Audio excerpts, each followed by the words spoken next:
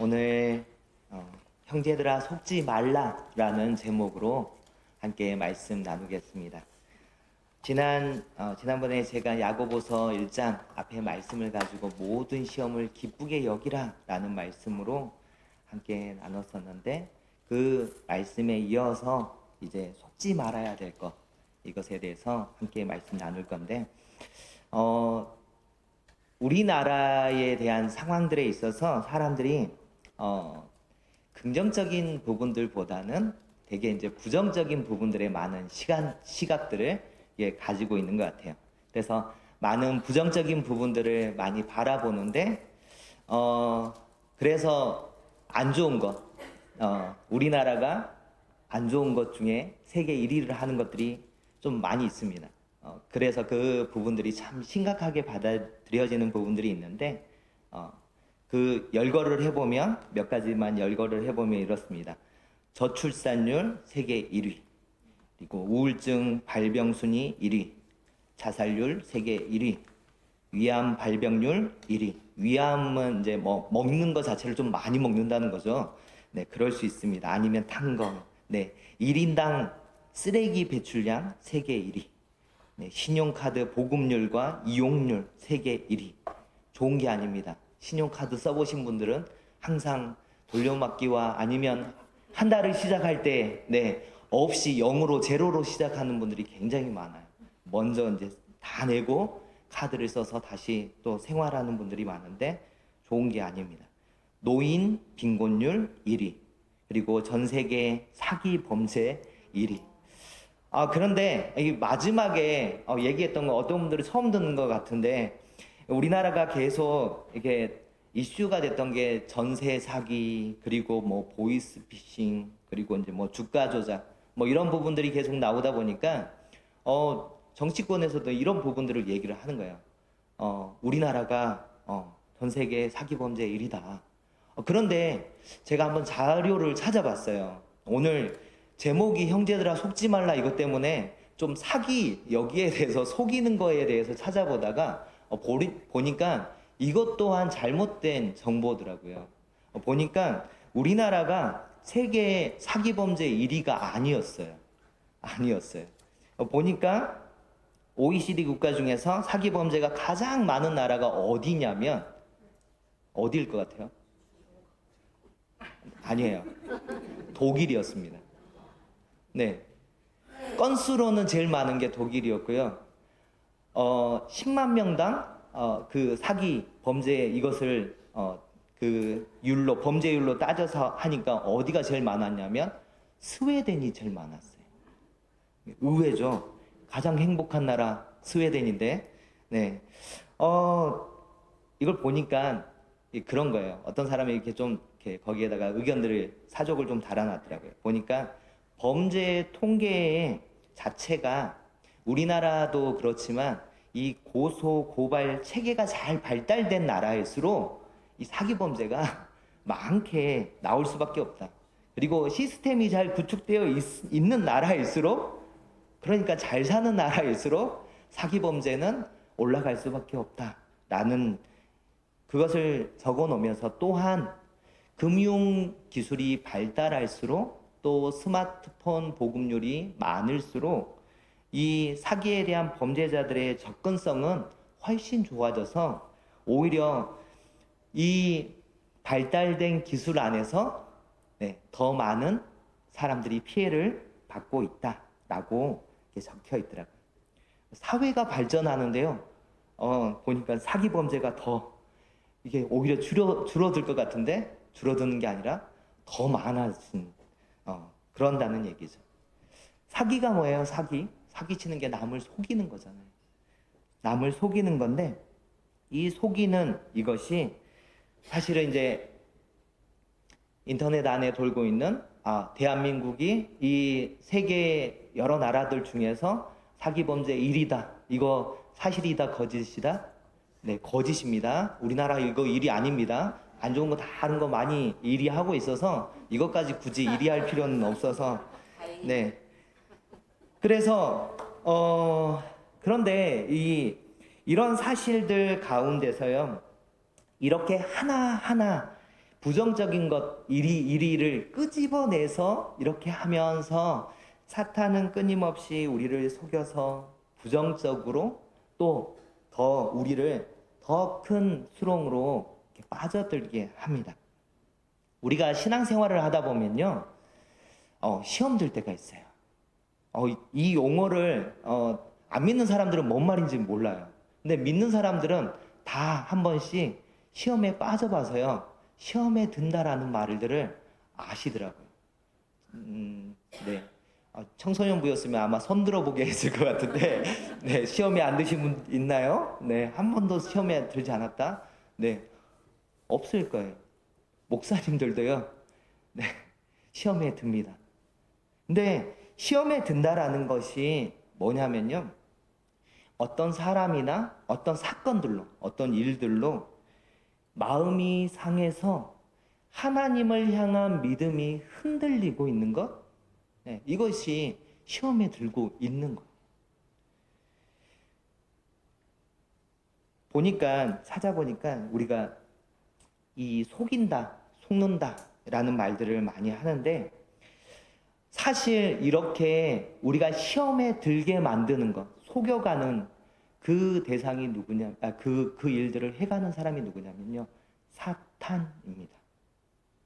사탄을 영어로 하면 뭐 찾아보니까 SATAN 해갖고 사탄 그대로 적어놨더라고요. 네, 사탄. 그러면서 또 다른 그 영어가 뭐냐면 데블이에요. 데블. 악마라는 거죠. 그리고 또 나오는 단어 자체가 뭐냐면 템터입니다. 템터. 템터가 뭐냐면요, 유혹자예요. 네, 우리를 이렇게 유혹하는 유혹자. 성경에서는 이 사탄을 거짓의 아비라고 얘기를 합니다. 거짓말쟁이에요. 끊임없이 우리를 속이고 거짓말 해와서 우리를 구렁텅이로 내모는 존재가 이 사탄입니다. 사탄인데, 그러다 보니까 주기도문에서도 예수님이 그 제자들이 주님 우리에게 기도를 가르쳐 주십시오 라고 했을 때 그 기도 안에 어떤 내용이 있어요? 우리를 시험에 들게 하지 마시오. 다만 악에서 구하시오. 우리를 시험에 들게 하지 마시오. 여기서 시험이 뭐냐면요, 유혹하는 거예요. 유혹에 빠지지 않게 하시고, 이걸 좀 다른 말로 해보면 아까 얘기했던 우리를 시험에 들게 하지 마시고, 우리가 다 시험에 한 번씩 들잖아요. 시험에 들게 하지 마시고, 우리가 기도해야 된다는 거예요. 우리를 시험에 들게 하지 마시고 다만 악에서 구하옵소서. 오늘 말씀에서 이 야고보서 읽었던 1장 12절부터 27절 말씀에서 무엇을 얘기하고 있냐면, 우리가 살아가면서 계속해서 시험에 드는데 어떻게 해야 시험에 들지 않는가 라고 하는 것을 두 가지를 말씀하고 있습니다. 오늘 제목에서도 그 힌트를 찾아볼 수 있지만 우리가 속지 말아야 돼요. 속지 말아야 되는데, 말씀을 조금 더 깊이 알아가기 전에 우리가 좀 오해를 덜기 위해서 한 가지 단어를 조금 더 알아볼 필요가 있습니다. 뭐냐면요, 시험이라는 단어예요. 오늘 말씀을 읽을 때 12절 말씀에서도 시험을 참는 자는 복이 있나니 라고 말씀이 시작합니다.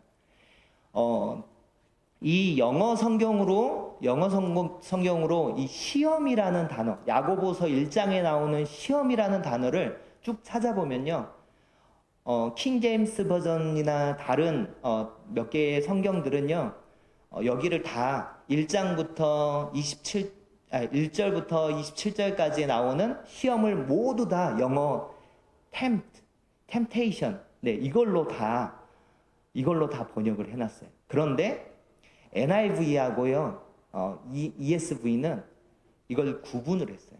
저는 이게 더 올바르게 번역을 해간 것 같아요. 우리나라도 한국어 번역이 개역 개정만 있는 게 아니잖아요. 우리말 성경, 새번역, 여러 번역본이 있는 것처럼 영어도 번역본이 있는데, 구분되어진 게 NIV하고 ESV가 어떻게 구분이 됐냐면, 여기 12절까지 나오는 이 시험을 테스트로 번역을 했어요. 그러니까 그 단어를 썼어요. 테스트. 그래서 지난번에 제가 설교할 때 모든 시험을 기쁘게 여기라. 여기서 시험은 뭘까요? 테스트예요, 테스트. 하나님이 하시는 그 테스트를 기쁘게 여기라. 그러면 이 뒤에 13절부터 27절까지 나오는 이 시험은 뭐냐면요. 템테이션이에요. 유혹이에요. 유혹이에요. 우리를 속여 넘기는, 우리를 그 미혹으로 끌어당기는 그 유혹이라고. 이거를 영어 성경에서는 구분해 놨어요. 그런데 우리 성경에는 다 시험 이렇게 다 해놔가지고 조금 헷갈리고 오해가 있을 것 같아서 이 부분들을 한번 시험이라는 단어를 한번 짚고 넘어갑니다. 자, 우리가 시험에 들지 않으려면 어떻게 해야 되냐면 첫 번째 세상에 속지 말아야 합니다. 세상에 속는다는 것이 뭐냐면요. 세상이 계속해서 우리의 귓속에다가 소곤소곤대는 이 소곤소곤대는 말에 넘어가면 안 된다는 거.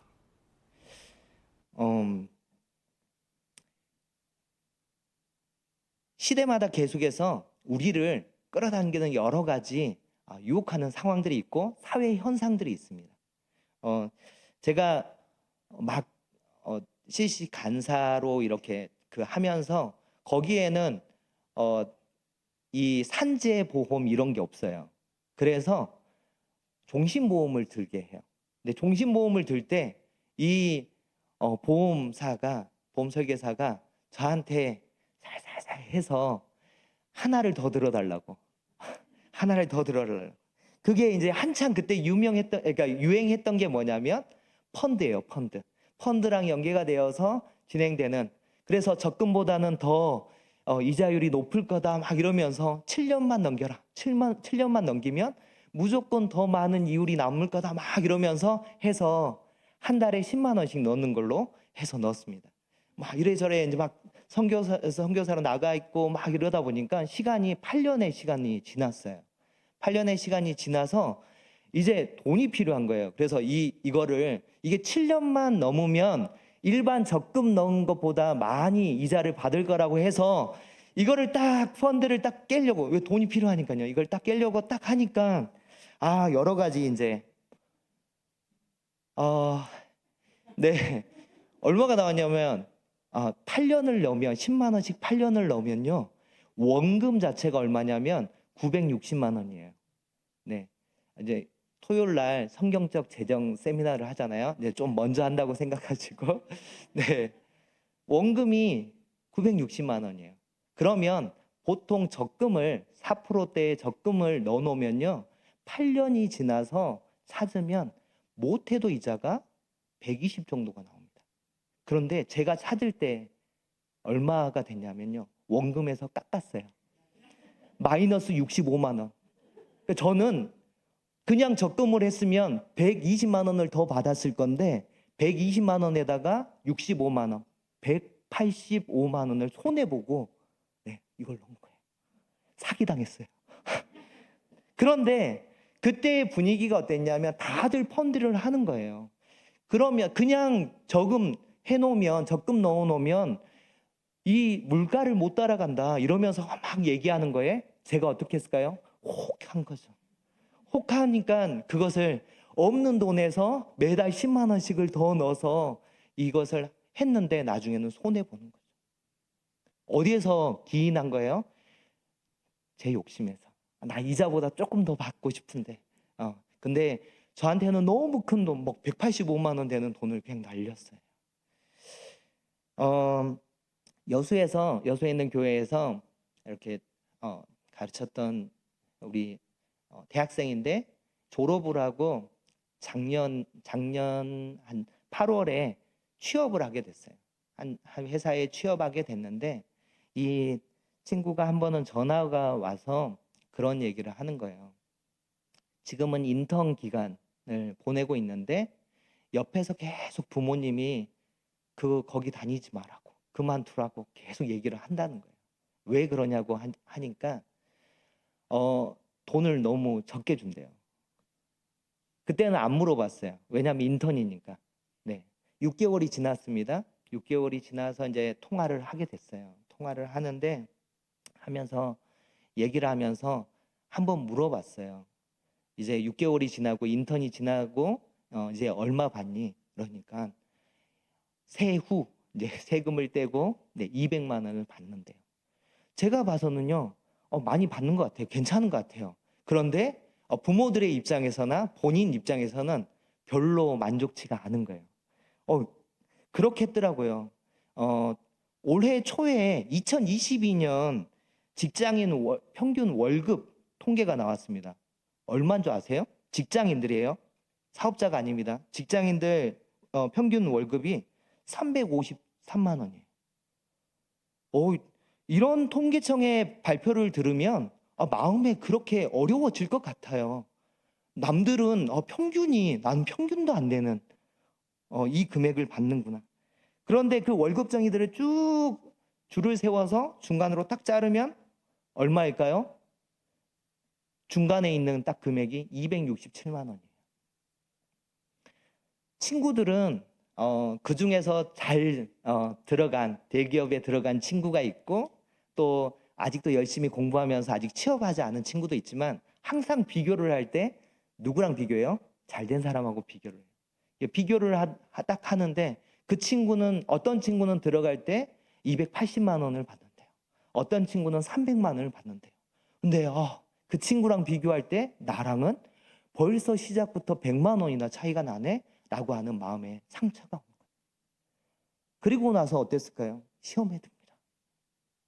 저도 펀드 그거 하고 나서 돈이 185만 원이 막 눈에 보이면서 시험에 들었어요. 시험에 들었어요.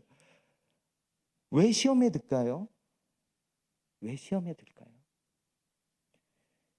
사회의 현상들이 그래요.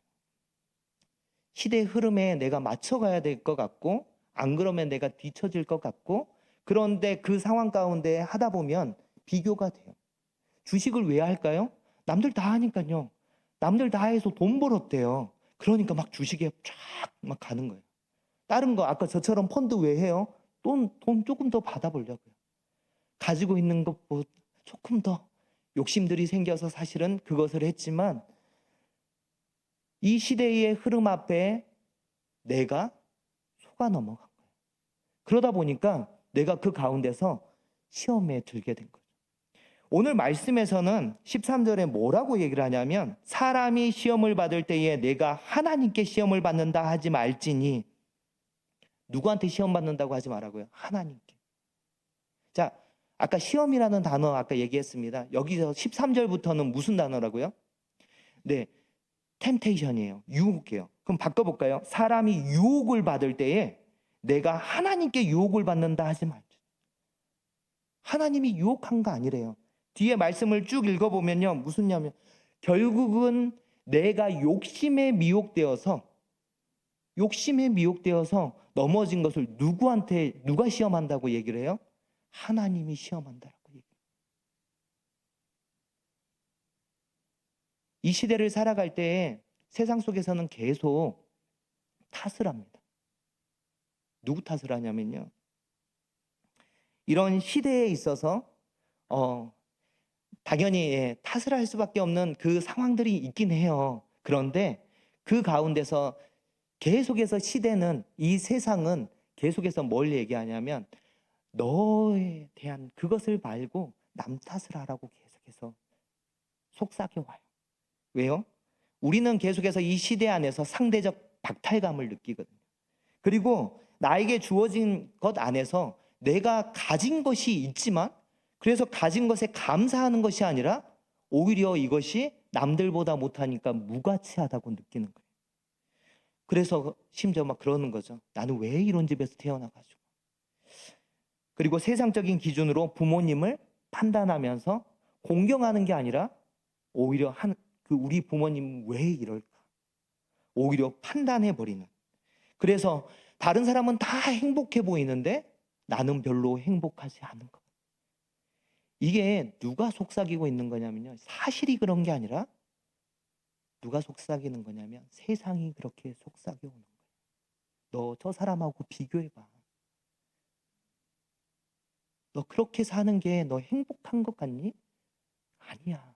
세상은 끊임없이 우리를 속여옵니다. 결국 이 속임이 어디까지 가냐면 하나님이 다 아신다면서. 너 교회 다니지? 너 하나님 믿지? 근데 하나님이 이 친구도요. 아까 그 직장을 얻어서 교회 다니는 이 친구도요. 신앙생활을 해요. 하나님을 믿어요. 그런데요. 딱 갔는데 자기 친구보다 더 적게 받는 직장에 가서 했을 때 세상에서는 어떤 속상임들이 들려오냐면, 야, 너희 하나님 능력이 많으시다며 너 기도 안 했니? 기도했으면 좋은 데 취직해야지 라고 얘기를. 이게 시대에서 우리에게 계속해서 속여오는 그 소리라는 거죠. 그래서 우리는 결국 어떻게 얘기해요? 하나님 때문에 시험 들었다라고 얘기해요. 하나님이 그때 나한테 줬으면, 하나님이 그때 내가 이것을 선택할 때 하나님이 다 아신다면서요. 그러면 이것을 말려주셨어야죠. 하나님께 모든 탓을 돌립니다.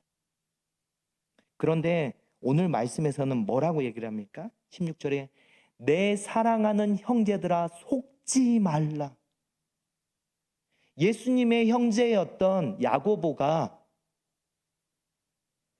예수님을 주라고 부르면서 이제 함께 몸된 교회 우리 성도들에게 그 말하는 그것이 무엇이에요? 형제들아 속지 말라. 어떤 것을 속지 말라고요? 하나님의 의도를 똑바로 알고 세상이 속닥속닥대는 그것의 말에 속지 말라는 거예요. 하나님은 어떤 분이세요? 17절에 보면 온갖 좋은 은사와 온전한 선물이 다 위로부터 빛들의 아버지께로부터 내려오나니 그는 변함도 없으시고 회전하는 그림자도 없으시니라. 그가 그 피조물 중에 우리로 한 첫 열매가 되게 하시려고 자기의 뜻을 따라 진리의 말씀으로 우리를 낳으셨느니라. 예수님이 십자가에 죽기까지 우리를 사랑하셔서 우리를 진리의 말씀으로 생명을 주신 거예요. 그 표현이 진리의 말씀으로 우리를 낳으셨대요. 우리에게 생명을 주셨어요. 그러면 그것처럼 귀한 게 어디 있어요? 12절 말씀에 뭐라고 얘기를 해요?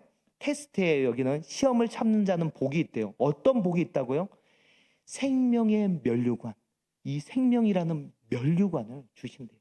생명이 뭐예요? 영생이잖아요. 영원한 생명의 그 면류관을 주신다는데 분명히 하나님은 우리를 이 땅 가운데 창조하셔서 이 땅 가운데 살아가게 하시면서 좋은 것 주십니다. 여기에 말씀하는 것처럼 온갖 좋은 은사와 온전한 선물을 하늘로부터 우리에게 주셨어요. 그런데 우리는 이 땅의 속삭임에 그 속임수에 넘어가가지고 어떻게 해요? 하나님 계시면 저를 이렇게 내버려 둘 수 있어요? 그렇게 얘기하고 있지는 않습니까? 우리가 그 말에 속으면 안 돼요. 하나님께 내가 시험 받는다라고 이 말을 하면 안 된다고요. 이거는 지금 속고 있는 거예요. 하나님은 우리를 시험하지 않습니다. 유혹하지 않아요. 유혹은 누구에게서 비롯된 거예요? 내 욕심에서 비롯됐다고요. 욕심이 잉태한 즉 죄를 낳고 죄가 장성한 즉 사망에 이른 거죠. 하나님이 나를 시험 들겠습니까? 아니요. 세상의 속삭임 안에 속아 넘어가 버리니까. 그래서 하나님이 나한테 좋은 것 주셔야 되는데 왜 이런 안 좋은 것 아니요. 좋은 것 주셨다고요. 오늘 말씀에서 그걸 얘기하고 있잖아요. 하나님은 하늘로부터 오는 좋은 것들을 온갖 은사와 좋은 것들을 주셨는데 너희는 어디에 넘어갔다고요? 세상의 속삭임에 그 속임수에 넘어가가지고 하나님 탓하고 있는 것 아니냐라고 말씀하고 있는 거예요. 우리 함께 좀 따라했으면 좋겠습니다. 자, 제 말을 한번 따라해 주세요. 하나님은 항상 좋은 것 주십니다. 다시 한번. 하나님은 항상 좋은 것 주십니다. 하나님은 항상 좋은 것 주세요. 하나님의 의도는요, 앞에 나오는 12절의 그 시험조차도, 테스트조차도 우리를 넘어지게 하기 위해서 주신 것이 아니라 뭐 하기 위해서요? 복 주시기 위해서 주셨다고 말씀하고 있잖아요. 그래서 지난번 말씀에서 뭐라고요? 이 모든 시험을 기쁘게 여기라라고 말씀하고 있는 거예요. 하나님의 의도는 항상 좋은 거예요. 우리에게 좋은 거 주시려고. 좋은 거 주시려고. 그런데 왜 시험에 들어요? 왜 믿음이 흔들려 버려요? 왜 마음이 상해요? 하나님 저한테 이럴 수 있어요. 왜 그런다고요? 세상에 속닥속닥. 야, 누구를 봐라. 거기에 속지 마시고 온전히 우리가 하나님이 좋은 거 주시는 하나님이심을 온전히 믿으며 나아가기를 소원합니다. 두 번째, 속지 말아야 할 것은, 그래서 우리가 시험에 들지 말아야 할 것은 자기 자신에게 속지 말아야. 누가 속이냐면 내가 속여요. 내가 내 자신을 속인다. 제가 이제 말씀을 준비하다가 보니까 한 분이 에세이를 좀 적었더라고요. 아마 살면서 애들이 가지고 노는 레고를 본 것 같아요. 레고를 보고 나서 그 가운데 좀 느끼는 게 있었던 것 같아요. 그러면서 적은 글인데 저한테도 좀 깨닫게 하는 게 있어서 잠깐 읽어드리겠습니다. 결국 세상이 나를 속이는 것보다 무서운 건 내가 세상을 속이는 것이다. 내가 속인 그 세상에 나 또한 포함된다는 점이다. 이것이 언젠가 반드시 치명타로 돌아온다. 엉망으로 지은 것을 부수는 일이 두려워 스스로의 눈을 가리면 영원히 눈을 감고 살아야 할지도 모른다. 레고 블록을 밟는 게 겁이나 스스로 설득하면 다음번엔 진짜 지뢰를 밟게 될지도 모른다. 레고 앞에 꼬마들은 누구도 속이지 않는다. 그럴 이유가 없기 때문이다. 가장 좋은 블록을 골라 집을 짓고 가장 예뻐 보이는 색으로 성을 꾸민다. 당연하다. 내가 살아야 하는 곳이라고 생각할 테니까. 하지만 정말로 인생을 담아야 할 곳을 짓던 나는 왜 그리 많은 타협을 했어야만 했을까? 변명, 회피, 폭력, 속임, 배신, 상처, 외로움. 왜 그런 재료여도 괜찮다고 합리화했을까? 결과적으로 레고로 만든 집보다 못한 곳이라면 인생을 담아야 할 이유는 전혀 없었다. 이 사람이 아이들이 가지고 노는 레고를 통해서 좀 깨닫게 됐던 부분들을 에세이로 적어간 부분인데 많이 공감이 됐습니다. 두 번째 말씀에서 자기를 속이는 것 안에서 이 말씀을 얘기하고 있는 것은 22절에 이렇게 말씀하죠. 너희는 말씀을 행하는 자가 되고 듣기만 하여 자신을 속이는 자가 되지 말라. 누가 자기를 속인다고요? 자기 자신이 자기를 속이는 거예요. 어떤 게요? 말씀을 행하지 않는 거예요. 말씀은 알아요. 지식적으로 아는데 행하지 않으면 자기 자신을 속이는 거예요. 말씀 잠언 말씀 두 개를 자막으로 준비했는데요. 말씀 한번 읽겠습니다. 10장 19절 말씀 함께 읽겠습니다. 시작. 말이 많으면 허물을 면하기 어려우나 그 입술을 제어하는 자는 지혜가 있느니라. 자, 말이 많으면 허물을 면하기 어려우나, 말을 많이 하라는 말이에요, 적게 하라는 말이에요? 네, 말을 적게 하라. 그 입술을 제어하는 자는 지혜가 있느니라. 그러니까 입술을 말을 해야 될 때와 안 해야 될 때, 해야 될 말과 안 해야 될 말을 잘 다스리는 사람이 지혜 있다라고 하는 거죠. 그리고 그 다음 말씀 함께 읽겠습니다. 노하는 자는 다툼을 일으키고 성내는 자는 범죄함이 많으니라. 노하는 자, 성내는 자 같은 사람이죠. 화내고 분노하는 사람. 다 화 안 내시죠? 저는 가끔씩 화를 내지만 말씀을 보면서 노하는 자는 다툼을 일으키고, 분노하는 사람이 다툼을 일으킨대요.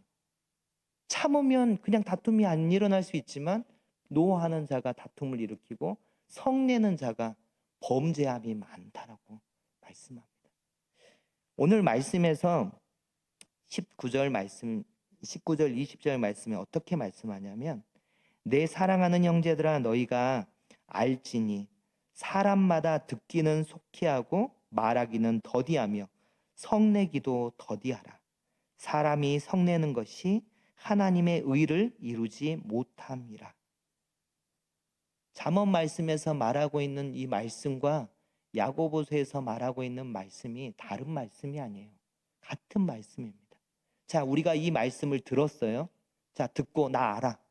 그러면 저는 지혜로운 사람이고 또 알고 있으니까 내가 하나님의 의를 이루는 사람인가요? 그렇지 않다는 거죠. 말씀을 알기만 하고 행하지 않으면 자기를 속이는 사람이라고 얘기를 합니다. 사람들은 기본적으로 자기를 보호하려는 본성이 있습니다. 아마 아담 때부터 아담이 선악을 알게 하는 나무의 열매를 따먹고 자기를 보호하고자 하는 그 본성이 발동했던 것처럼 우리의 죄성, 가지고 있는 그 죄의 본성 안에 그것이 있는 것 같아요. 보면은요, 얘기하다 보면 만약에 여러분이 어떤 상황들이 있으면 그것을 제3자에게 얘기할 때 어떻게 사실대로 얘기하세요? 아니면 내가 잘못한 거는 조금 빼고 저 사람이 한 거는 잘못하긴 했는데 거기서 이제 조금 내가 잘못한 거 빼가지고 이 사람한테 조금 더 하시나요? 아니면 진짜 나는 사실 그대로 얘기를 하시나요? 네. 내가 목사고 내가 장로고 이런데 어떤 잘못을 해놓고 어떤 일이 있어서 다툼은 항상 손뼉은 부딪혀야 소리가 난다고 하나가 잘못해가지고 분명히 문제가 날 소리가 커지지 않습니다. 그러니까 아까 노하는 데가 다툼이 있다고 했는데 한쪽만 노해가지고 되는 게 아니라 한쪽이 노해서 함께 부딪혔을 때 다툼이 일어나는 거예요. 그러면 얘기를 할 때 모든 사람이 자기를 보호하려는 본성이 있습니다. 자기는요 조금만 잘못했고요, 저 사람은 많이 잘못했어요. 그렇게 얘기하고 나중에 이제 계속 시간이 지나면 어떻게 되냐면요, 자기도 자기 스스로를 속입니다. 나 잘못한 거 없었는데 저 사람이 잘못해가지고. 근데 나중에요, 이게 어떻게 바뀌냐면 자기가 자기를 속여요. 자기가 자기를 속인다고요. 나 잘못한 거 없었는데 나 억울해. 그러니까 시험에 든다니까요. 그래서 시험에 들어요. 그래서 오늘 말씀에서 시험에 안 들려면 어떻게 한다고? 자기한테 속으면 안 돼요. 나는 나를 보호하려는 본성이 있어요. 그 본성 때문에 내가 잘못한 것은 계속 줄여가고 저 사람이 잘못한 것만 막 부풀려. 결국에는 나 잘못한 거 없는데 나 억울해.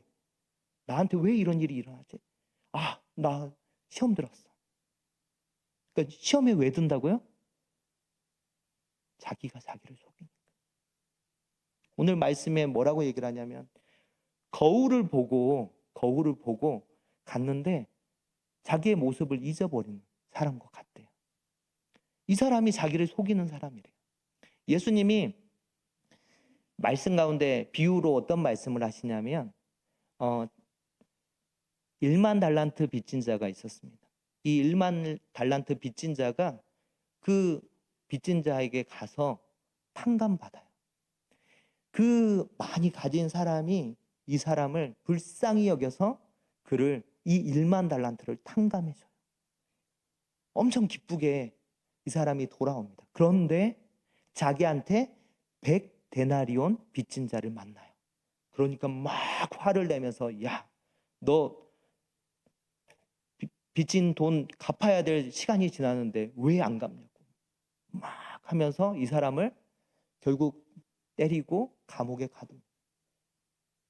그 이야기를 듣게 된 이 1만 달란트 탕감해 준 주인이 다시 그 사람을 불러서 어떻게 해요?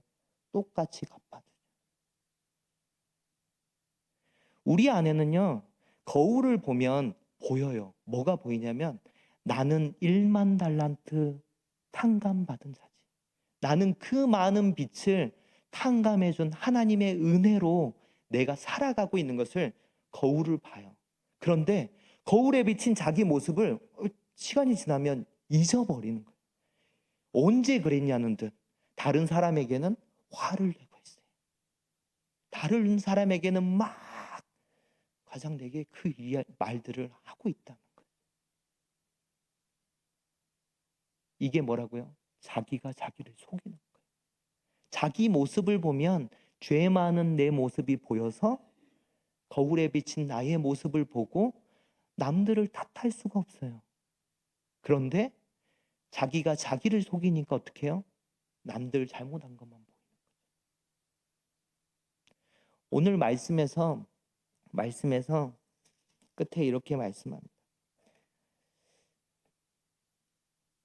하나님 아버지 앞에서 정결하고 더러움이 없는 경건은 곧 고아와 과부를 그 환난 중에 돌보고 또 자기를 지켜 새 속에 물들지 아니하는 그것이니라. 새 속에 물들지 않는 것. 그것은요, 세상이 우리를 속여올 때 그것에 넘어지지 않는 겁니다. 속아 넘어가지 않는 것. 사탄은 끊임없이 세상을 통해서 우리에게 계속 얘기해와요. 너 그렇게 살지 말라고. 근데 하나님은 항상 우리에게 좋은 거 주세요. 하나님 앞에 그렇게 할 필요가 없어요. 그리고 또한 사탄은 또 누구를 사용하냐면 죄 많은 우리 자신의 모습을 속이는 그 일들을 해와요. 내 모습을 못 봐요. 내 모습은 거울에 보고 잊어버리고 가서 다른 것에만 계속 말하고 하는 거예요. 그런데 말이 많은 것도 나고 또 많은 사람들 앞에서 거짓말하는, 말씀은 읽었거든요. 그런데 행하지 않는 게 우리의 모습들 아닌가요? 말씀대로만 살았으면 다른 사람들이 볼 때 아마 와, 이렇게 훌륭한 사람이 있다. 이 사람이 예수님 믿는다면 나도 예수님 믿고 싶다라고 아마 물어볼 거예요. 그런데 뭐가 문제예요? 내가 나를 속여버린 거예요.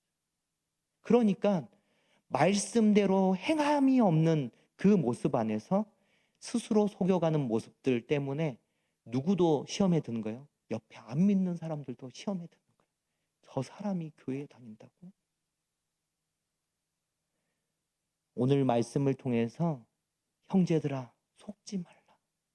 누구에게 속지 말라고요? 네, 세상에 속지 말라. 계속해서 속닥속닥 하는 그 귀 속에 쏙닥대는 그것에 속지 마시고, 그리고 내 자신에게 속지 마시고, 믿을 만한 존재가 아니에요. 네, 믿을 만한 존재가 아니에요. 자신에게 속지 마시고 온전히 하나님 앞에, 하나님 보시기에 아름다운 그 모습으로, 경건한 모습으로 주님 앞에 드려지는 귀한 복된 삶 되시길 주님의 이름으로 축원합니다. 우리 같이 기도하고